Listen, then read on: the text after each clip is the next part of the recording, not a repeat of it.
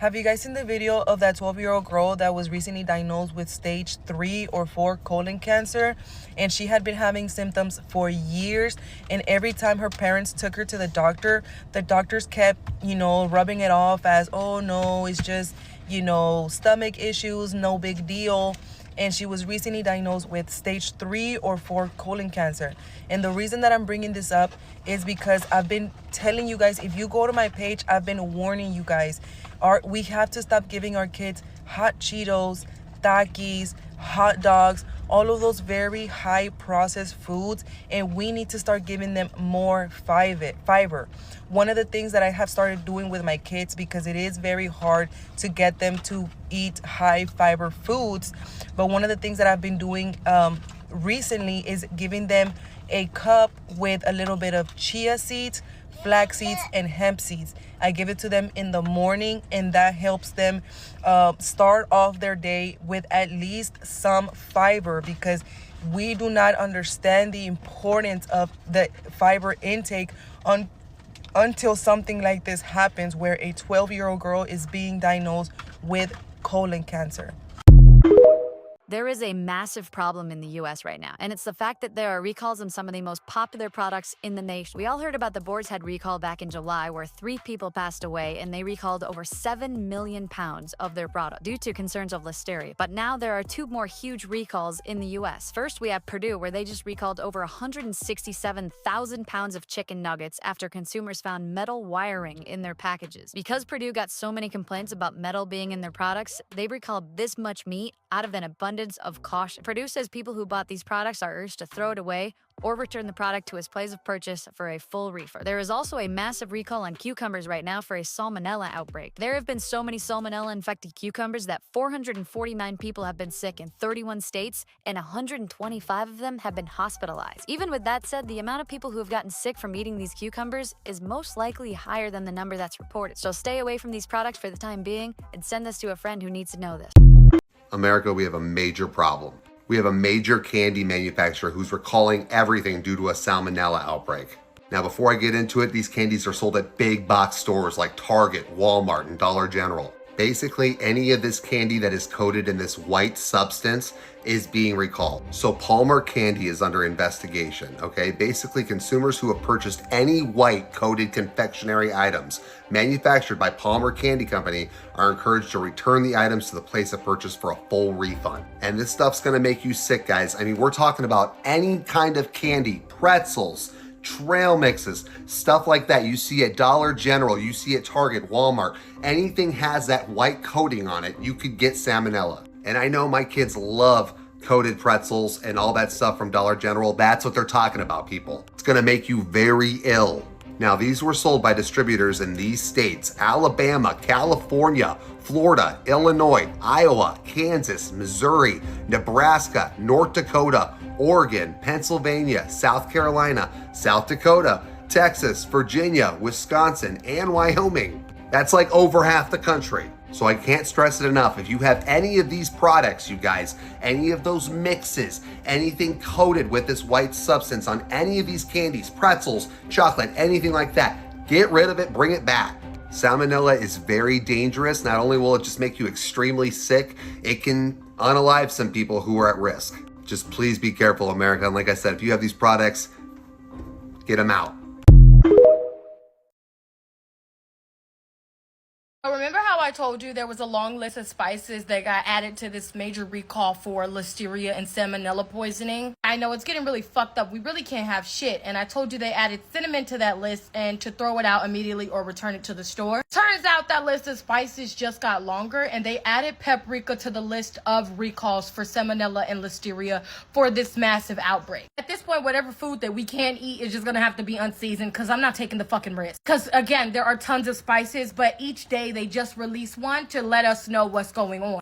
At the same time, not telling us all the spices. Please, for the love of God, if you do anything, if you don't follow me, just come check my page for the latest recall, because I'm going to keep going. Keep you guys as informed as possible. So yes, as of August 30th, paprika was recalled for salmonella contamination fears. Oh, and this distributor also includes snacks that they aren't specifying either. Please know there are over 100 pounds of these snacks and spices. So yes, over 25 bags of paprika have been distributed, and now they're on recall. Although this is multiple states, it also was distributed mainly in Massachusetts and Virginia. And again, it's a total of over 100 pounds worth of contaminated products. This is a class 1 risk factor, which is the highest risk level ever that can be given by the FDA. Besties, throw the shit away, return it because you can get your money back, but just don't consume paprika, cinnamon, and any snacks or spices from snacks.com. And if you haven't been paying attention, God showed me something concerning the food recalls. It's not only a natural thing, but it's more or less also a spiritual thing. God has changed the appetite of his people in this season. I'm not even talking just spiritually. I'm going to get on the natural part first.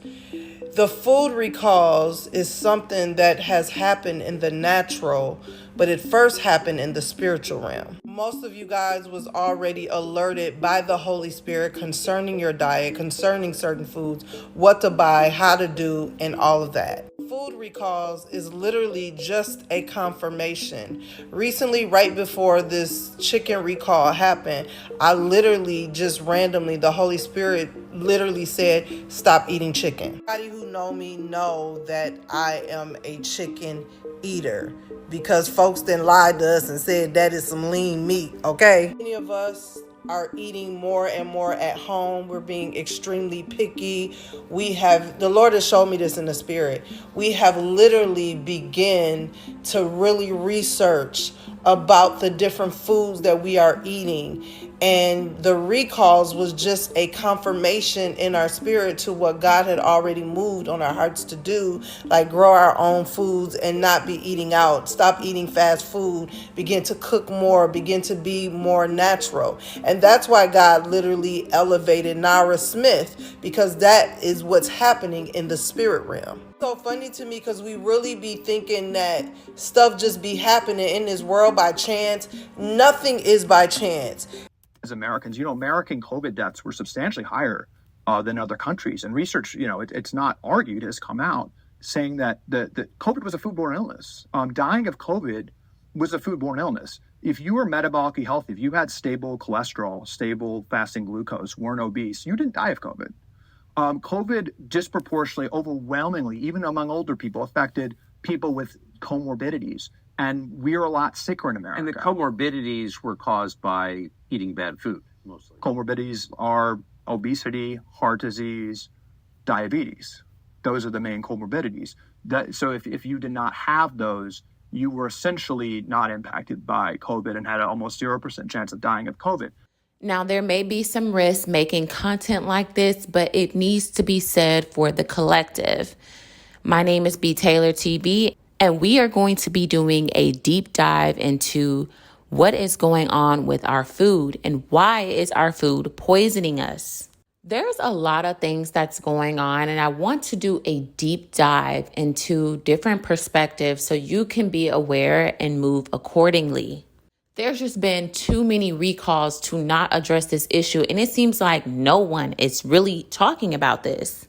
So, according to USA Today, a prominent food safety lawyer says more illnesses can be expected, and Congress should investigate Boar's Head after deli meat produced in one of the company's plants was linked to an ongoing multi-state listeria outbreak. The outbreak has led to at least 57 hospitalizations and 9 deaths in 18 states since the Centers and Disease Control Prevention initially reported it on July 19th.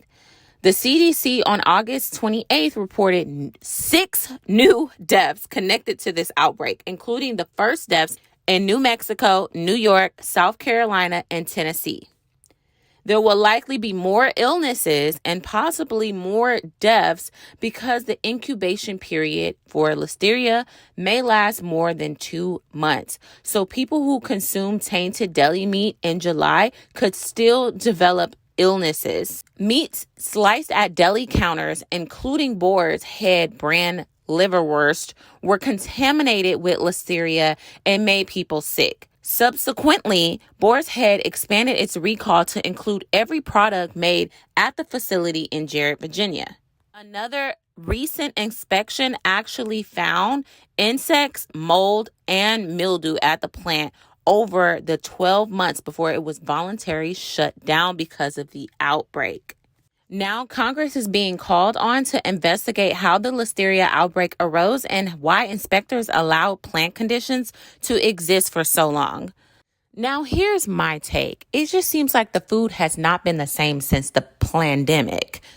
Do any of you guys remember when there was a food shortage? There was a chicken wing shortage, there were chicken leg shortage, a cheese shortage, an egg shortage. There were so many shortages going on because of the shutdown and because of the pandemic. And I'm not going to lie to y'all.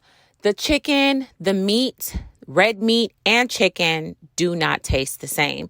I recently had seafood a couple of weeks ago because I was looking at a video of someone eating crawfish and eating snow crabs. And I was like, oh, that looks so good. So I want to go and get some seafood. So when I was eating the seafood, it just really smelled a little weird, but it didn't taste weird. So I didn't think anything of it. And that was my fault because that ended up resulting into me getting shellfish poisoning. When I tell you I was so sick, but because I'm a healthy individual, I was able to recover within 2 days. But it made me look at things very differently. I'm at a point where I'm decreasing the amount of meat that I actually eat because the meat is just not the same. Even when I was catching myself going out to eat constantly and going to eat at different places, I found myself getting sick. I found myself having more stomach issues. I started having gut health issues. I wasn't using the bathroom as frequently. My face was breaking out. I felt sluggish. I felt irritable. I just felt really irritated. And something inside of me said, hey, take a break. And that's just my intuition speaking through me because my body was saying, I need a break from this food. So I actually started to cook at home, and a lot of those symptoms that I was having quickly went away. And I also think that there's a spiritual thing. So when I eat out too much, I start to get nausea. I start to get a little nauseous. I start to feel like I'm going to throw up when I don't feel like I'm going to throw up. I just get really nauseated. And I know that it's probably because of the parasites that are developing in my body. And my body is saying, hey, help me. I need you to help me. It's parasites in my body. What you're consuming, it's too much for me to handle. I'm going to go a little bit further. I used to work at McDonald's when I was 16 years old. From 16 to 18 years old, I worked at McDonald's, and I used to eat McDonald's all the time because we got a discount. Now you cannot even catch me eating a McDonald's item, nothing from McDonald's. I remember I told myself, what if I stopped eating McDonald's? Well, what inspired me to stop eating McDonald's? Well, when I started to wait tables in college after working at McDonald's, I remember I would go out with my coworkers every night and we would just be eating out after a long day of work. Everyone's eating enchiladas. We're eating McDonald's. We're eating all these things. And something told me to look around. And I started to look around at every one of the girls that worked there. And every one of them, no offense, had love handles. And I mean, I'm not talking about a little bit of love handle here and there. I'm talking about extreme love handles, like where they had different amount of rolls on their bodies. And a voice came to me and said, is this how you want to look? Because if you keep this up, you will look just like them. And in that moment, I was like, hey, I need to start taking my health serious. And on top of that, because I was eating out a lot and drinking and going out and doing all these things, I was having gut problems and I was having ulcer problems and heartburn problems. And a lot of that was linked to the food that I was consuming. So I decided to challenge myself and not consume McDonald's because after seeing some documentaries about McDonald's and all the processed things about the meat and the questionable meat, I cut out McDonald's. I cut out Taco Bell, I cut out Burger King, Jack in the Box, all of the famous and well-known places. Now, I'm not going to lie, I have not cut out Wingstop and I have not cut out Whataburger because I'm from the South and I'm working on it, okay? But I remember that I cut out McDonald's out of my diet. And I remember my body I started shredding off all the weight just by stopping to eat fast food.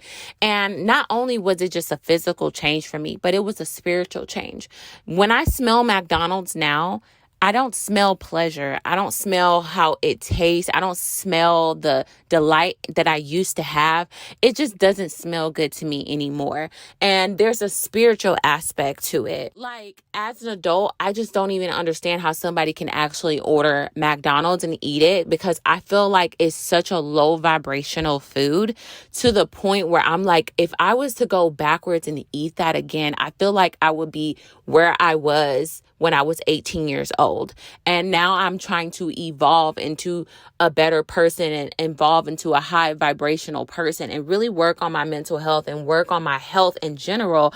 I will be taking decades steps back eating McDonald's. I remember when I took a break from eating McDonald's, and then 2 years later, I tried to eat a spicy McChicken. And when I tell y'all, I felt so sick. I felt spiritually low.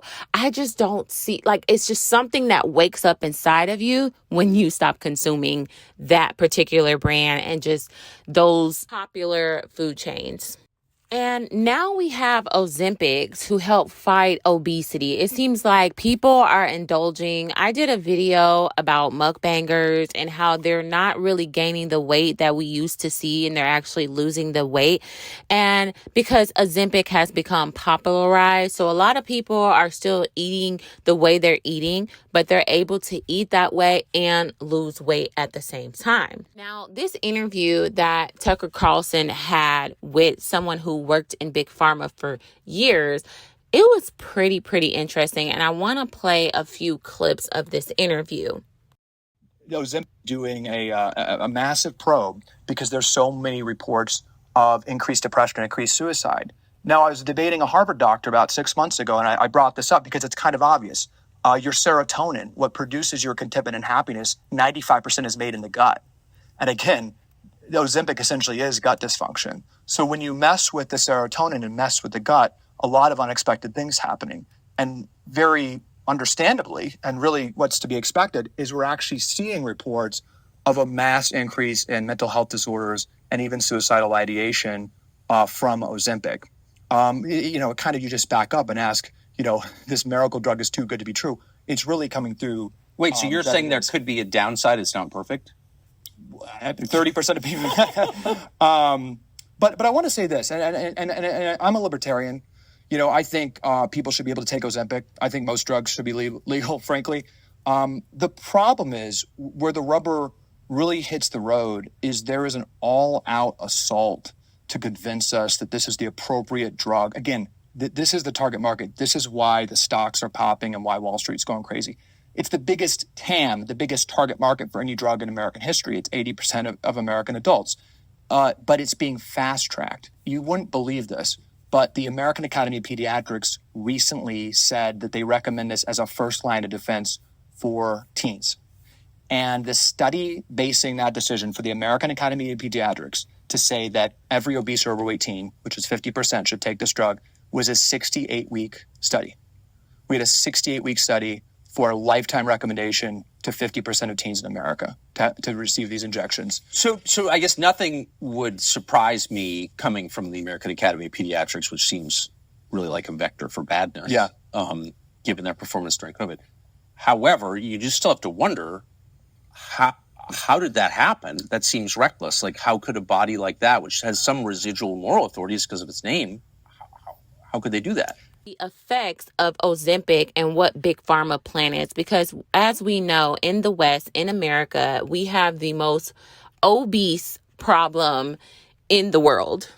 What stuck out to me in that interview is that he said gut health is linked to happiness and mental health. So a lot of people who are suffering from mental health, on top of dealing with the stressors of their environment and their world and bills and the economy, you have people walking around they can't even think clearly of what their next step is. They can't even think clearly of what they want to do in life because they're filling their bodies up with toxins that is poisoning their thoughts. It's poisoning their imagination. It's poisoning their thinking process, and it's poisoning their mind where they cannot even fully function to think for themselves. And at this point, they're all working together. I mean, our food is literally poisoning us. Our vegetables are having listeria outbreaks. I mean, they even said cucumbers are not safe. They're saying our seasoning is not safe anymore. I mean, this is not to scare you, but it's to just bring awareness about your health and how to take it seriously. Nobody's saying that they want you to fit into a size 2. But what is coming up? We're coming up on winter time right now, and the season is getting colder and more illnesses are going to be prone. And if you are not in a healthy state with your body and mind, it is going to get you. It is going to take over your life, and it is going to hinder you from doing the things that you need to do. I mean, the fact that pharma is working and endorsing and doing research on obesity so they can quote unquote treat people, because they're not curing you. They're treating you. And then you take Ozempic and then you find out that you're depressed and then you have anxiety. Now you're taking anxiety and depression medicine. And guess who's making all this money from this? Big pharma at the end of the day. And a lot of people ask me, hey, are you on Ozempic? Because a lot of people notice the significant weight loss that I even experienced myself. And that's honestly living in a calorie deficient diet.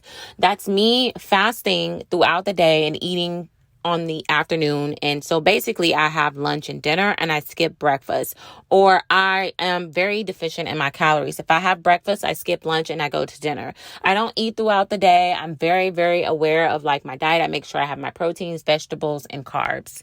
So what I'm recommending for you guys, if you do go out to eat, just limit your intake of going out to eat all the time, and make sure to just pack your own lunch, cook your food thoroughly, because it seems like the listeria outbreak is linked to cold cuts and vegetables. Just make sure you're cooking your vegetables and cooking your meats thoroughly, and try to do the best that you can do, because this needs to be talked about. What is going on? I mean, at this point, we can't go out to eat. It's not good for us. We try to cook at home. It's not good for us.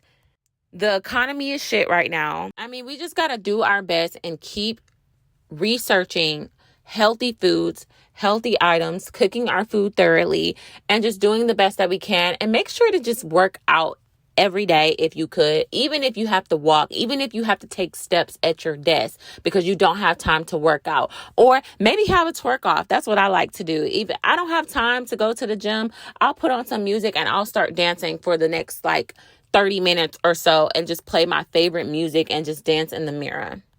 But I don't know, guys. Let me know your thoughts below. Are you noticing all of the recalls? Are you noticing that the food is tasting different? Are you noticing that the meat is tasting different? How do you feel when you go out to eat and eat a burger at a restaurant, or some French fries, or whatever you get from a restaurant? How do you truly feel? Are you tapped in? Are you asking your body? Are you making sure you're using the bathroom every single day, every single morning? Because this is a warning for you guys before things get real. Take your health very seriously, because winter is coming and a lot of illnesses will be born. The last thing that you want to do is get caught up because you were not taking care of your health and you were not taking your health serious. Thank you guys for watching so much. And until next time, I'll talk to you guys later. Bye.